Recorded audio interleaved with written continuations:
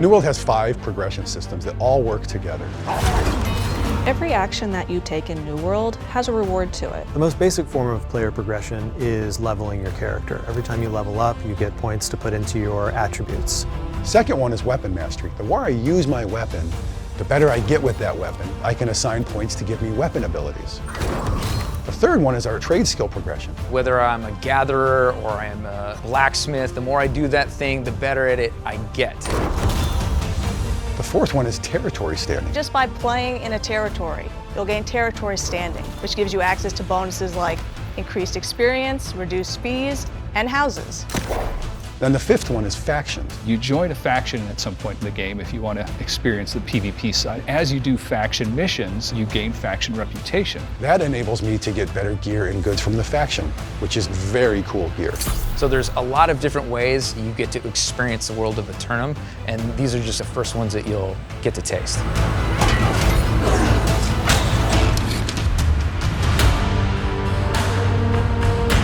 We really wanted to have a deep crafting system in New World. Everything in the game supports it in one way or another. As you craft in New World, you become stronger and stronger in crafting. And when it comes time to craft a sword, you're going to start out just being happy to get something slightly better than the basic sword.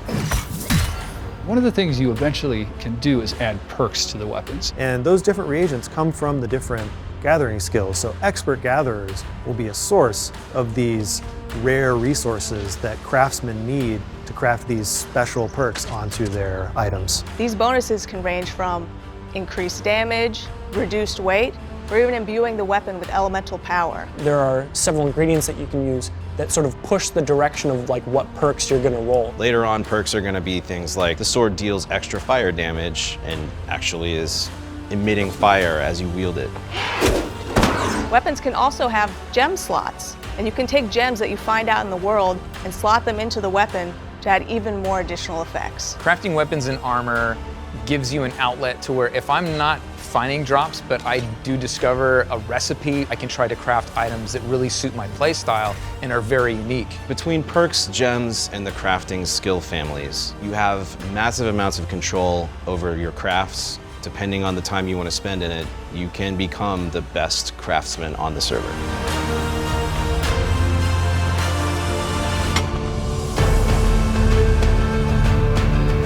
Our trade skill system features endless progression. As you create things, you get experience points that give you levels, and you can level forever.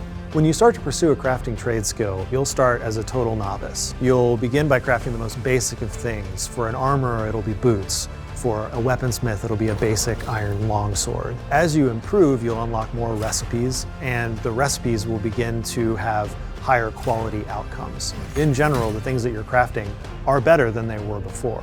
We have a lot of different trade skills: armor smithing, weaponsmithing, cooking, and a whole bunch more. Let's say you're a level 10 armor smither. You can make an iron breastplate, which is pretty cool. If you're a level 40 armor smithing, you can maybe make a steel breastplate. Maybe if you're a level 100, you can make a star metal breastplate, which of course requires you to have cooler and better ingredients. This is one of our many progression systems inside of New World.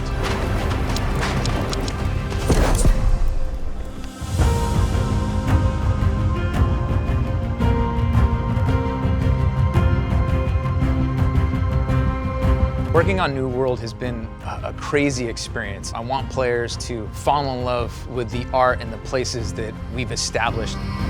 I'm really hoping to expand the world, to create new and interesting spaces on the island that you haven't seen, with new dangers and new things to discover.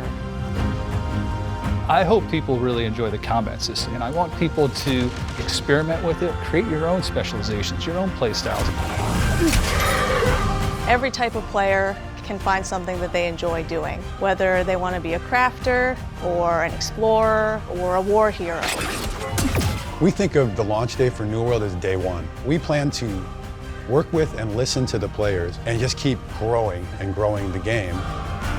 There's so much to do in the world, but we want to continue adding more and more. We just cannot wait to get everyone in the world playing the game.